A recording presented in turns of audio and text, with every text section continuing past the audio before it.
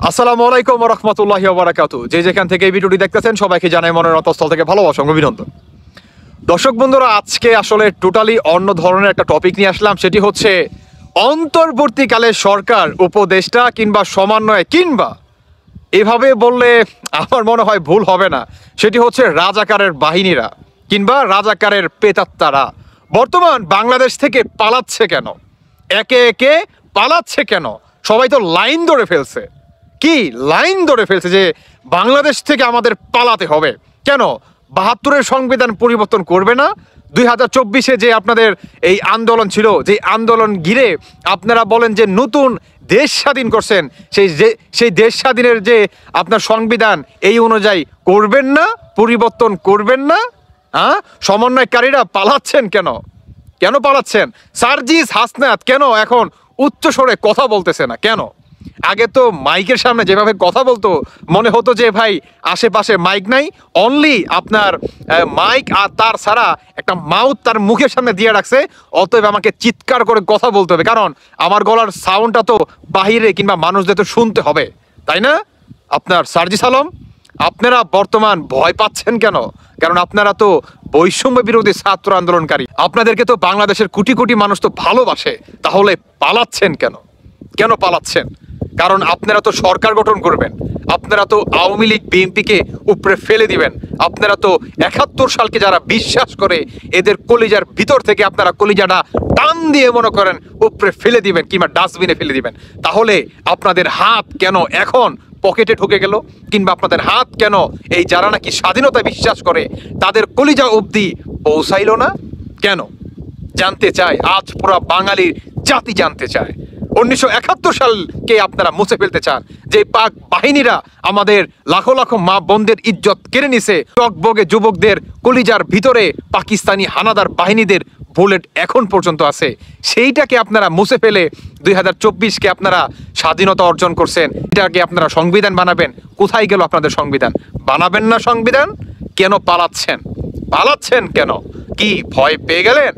স্বাধীনতা যারা নাকি বিশ্বাস করে বাঙালি জাতি, এদের কলিজা থেকে কখনোই আপনারা এটা মুছে ফেলতে পারবেন না, বা আমরা এটাকে হতে দেব না। কারণ আমরা স্বাধীনতায় বিশ্বাস করি। যেই পাক বাহিনীরা আমাদের মা বোনদের ইজ্জত কেড়ে নিছে, তাদেরকে আমরা বাংলাদেশে পুনরায় মাথা চারা দিতে দিব না। কি আমরা দিব না? অন্যদিকে যখন নাকি ডক্টর ইউনূস তিনি আসলে পাকিস্তান যান কিংবা পাকিস্তানের প্রেসিডেন্টের সাথে তিনি আলাপ আলোচনা করে, তখন কি আপনার শেখ মুজিবুর রহমানকে আপনার দুশ্মন করা হয়, যে শেখ মুজিবুর রহমান নাকি বাংলাদেশকে ভালোবাসতেন না। ভালোবাসতেন কে? এই সমন্বয়কারীরা আর হচ্ছে এই উপদেষ্টারা। আর শেখ মুজিবুর রহমান নাকি ছিল দেশের শত্রু, জাতির শত্রু।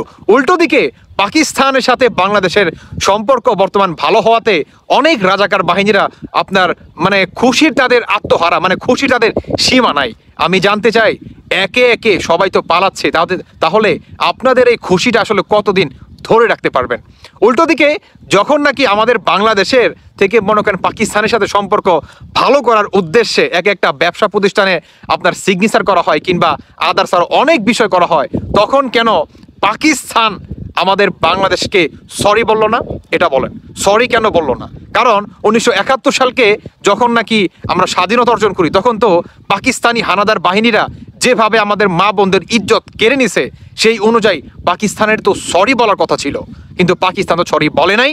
উল্টো দিকে শেখ মুজিবুর রহমানকে বানাইছে ক্রিমিনাল, এবং আপনার যে স্বাধীনতা যারা নাকি অর্জন করছে তাদেরকে বানাইছে সন্ত্রাসী। আর সাধুকারা এই পাকিস্তান হানাদার বাহিনীরা, এদেরকে আমরা বাংলাদেশে কোনোভাবেই মাথাচাড়া দিতে দিব না। সর্বশেষ আমার একটা কথাই, সেটি হচ্ছে সমন্বয়কারীরা একে একে বাংলাদেশ ছেড়ে পালানোর চেষ্টা করতেছে, অনেকে পালিয়েও গেছে। তাহলে আপনারা কি ভয় পেয়ে গেলেন? যারা নাকি স্বাধীনতায় বিশ্বাস করে তাদের কলিজা থেকে আপনারা এই ১৯৭১ সালে যে স্বাধীনতা যারা নাকি বিশ্বাস করে কিংবা কলিজার ভিতরে লালন পালন করে, এদের কলিজার ভিতরে হাত দিয়ে উপড়ে ফেলবেন না? কি এত অল্পতেই ভয় পেয়ে গেলেন? কি ভয় পেয়ে গেলেন?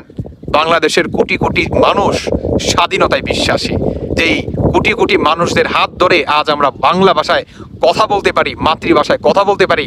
এই মাতৃভাষাকে আপনারা পরিবর্তন করবেন না কেন? ভয় পেয়ে গেলেন? অল্পতেই ভয় পেয়ে গেলেন? এখন পর্যন্ত তো যারা নাকি স্বাধীনতায় বিশ্বাস করে তারা তো মাঠে পর্যন্ত নামে নাই, এতেই আপনারা ভয় পেয়ে গেলেন?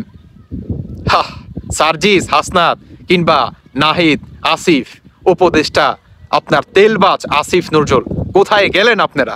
সর্বশেষ আমি আরো একটি কথা বলতে চাই, সেটি হচ্ছে এই অন্তর্বর্তীকালের সরকার, সমন্বয়ক, উপদেষ্টা কিংবা যে বা যারা মাস্টার মাইন্ড ছিল, প্রত্যেকটা রাজাকারের এই বাংলাদেশে বিচার করতেই হবে ইনশাআল্লাহ। আপনাদের বিচার এই বাংলাদেশেই হবে। দর্শক বন্ধুরা, বাকিটা আপনাদের ব্যক্তিগত মতামত অবশ্যই জানিয়ে যাবেন। ধন্যবাদ সবাইকে। আল্লাহ হাফেজ। আসসালামু আলাইকুম।